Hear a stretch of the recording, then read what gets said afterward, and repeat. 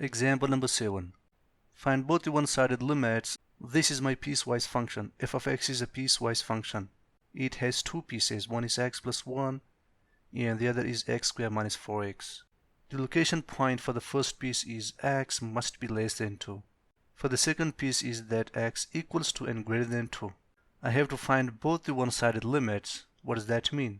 It doesn't mean two-sided limit, which means that I'm going to find both left-hand side limit and right-hand side limit individually, because we are dealing with the one-sided limit, not with the two-sided limit. From both one-sided limit means I'm going to find both the left-hand side limit and right-hand side limit. As we know that the first thing is first, I'm going to draw the graph for this function. Let me draw a piecewise graph for this function. Because we are finding one-sided limit from the graph, not from the equation, I must have a graph. So let me draw its graph. In xy plane, its graph is in this shape.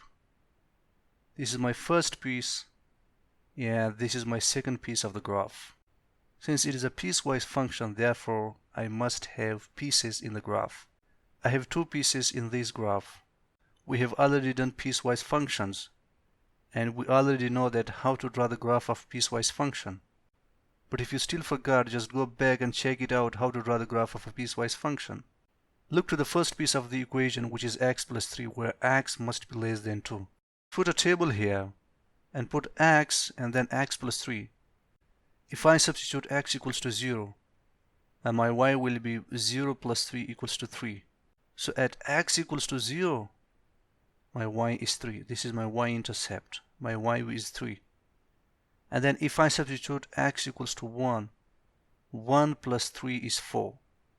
So at x equals to 1, my point will be 4. This is my 4. 1, 2, 3, 4. I will have the point here at 1. At x equals to 1, my y value is 4 here, at this point. And then when I substitute x equals to 2, 2 plus 3 is 5. My y value will be 5, like at x equals to 2, 1, 2. My y value will be 5 at this point. 1, 2, 3, 4, 5. At this stage, this is my y value. This is going to be my y value at x equals to 2. Similarly, when you substitute x equals to negative 1, negative 1 plus 3 is 2. And my y value will be 2. At x equals to negative 1, my point will be 2 at this point. This is going to be my 2, 1, 2. At x equals to negative 2, so negative 2 plus 3 is 1. At x equals to negative 2, my point will be 1 here. That's how I drew this piece of the graph. But when you look to the location point, it clearly says that x must be less than 2.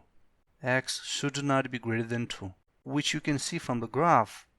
At x equals to 2, 1, 2. At x equals to 2, x must be less than 2, which means that I'm going to come in left direction, lesser than 2.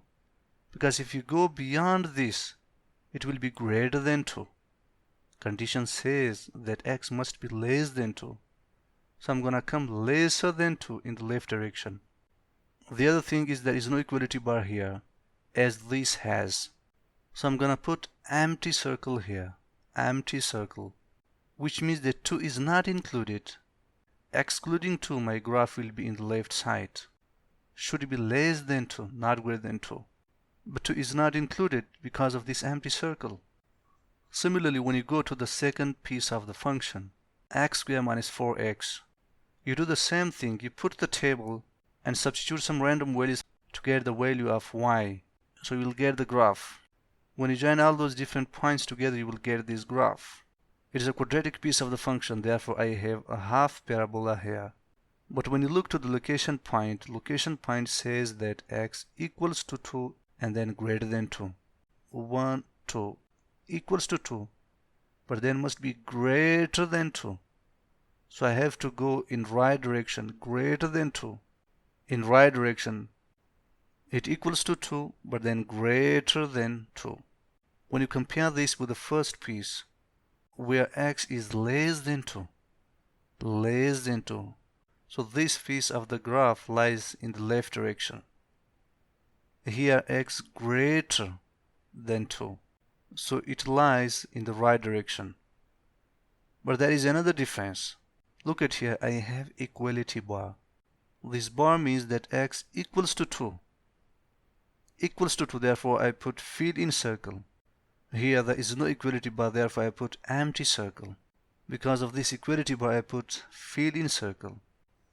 So there was some basics of the piecewise function that I have repeated. Now to find both the left hand side limit and the right hand side limit of this piecewise function. Look, my exact value is 2. 2 is my exact value where I'm gonna approach. This is my target. Because 2 is common for both the pieces of the graph. Now this is my exact value. So if I go from the right side, its mathematical formula will be limit of f of x where x approaches 2. Now this positive sign means that I'm coming from the right hand side. So let's suppose I start my journey from here and I am moving ahead all the way at this point, which is very close to 2. Now it is not exactly 2 but very close to 2. You can say that it is 2.00001 something, which is approximately equals to 2, but actually it is not 2. Since it is very close to 2, therefore I can say that at x equals to 2, my f of x will be negative 2. Negative 2. Because remember, f of x is along y-axis. What I did here, I am approaching the exact value which is my 2. I have to find both the left hand side limit and the right hand side limit. So when I come from the right hand side limit, I must put positive sign here, which means that I'm coming from the right hand side. As I started my journey from here, I was approaching until at this stage, which is very close to 2. Suppose that it is 2.00001, which approximately equals to 2, but actually it is not 2. So approximately at x equals to 2, my f of x is negative 2. At this point, at 2, this is going to be my f of x. This function marks the point along y-axis at negative 2. Remember, f of x is my y value. So whether you put limit of y or limit of f of x, this is one thing. It equals to negative 2 because negative 1, negative 2. At this point, this is my answer. This is my right hand side limit of this function. Negative 2 is my right hand side limit. Now to find the left hand side limit, which is limit of f of x where x approaches 2. This negative sign means that we're going to approach from the left hand side. Let's suppose I started my journey from here and I'm approaching all the way, I'm moving ahead until at this point, which is very close to 2. Let's suppose it equals to 1.999999, which is approximately equals to 2, but actually it is not 2. So at this point, my f of x will be positive 5. My left hand side limit is 5. As I was approaching from the left hand side, I was approaching all the way up to this point, like 1, 2. Since I'm coming from the left hand side, so it is lesser than 2. Therefore, you can say that I approached up to the point which is 1.99999999 something, which is very close to 2. But actually it is not to 2. So approximately at x equals to 2, this piece of the graph makes the point along y-axis at 5. 1, 2, 3, 4, 5. Therefore, my left-hand side limit of f of x is 5 here. That's how I found both the one-sided limits. Right-hand side limit, which is negative 2, left-hand side limit, which is positive 5. From this graph of the piecewise function. Again, I'm gonna repeat. It is one-sided limit. We haven't done two-sided limit yet. We are only dealing with the one-sided limit. We are finding the one-sided limit individually. It depends on your question. If the question only asks about the left-hand side limit, you have to find only the left-hand side limit. If it only asks about the right-hand side limit, you have to find only the right-hand side limit. But in case if the question asks of both the one-sided limits, it means that you have to find both the right-hand side limit and left-hand side limit individually.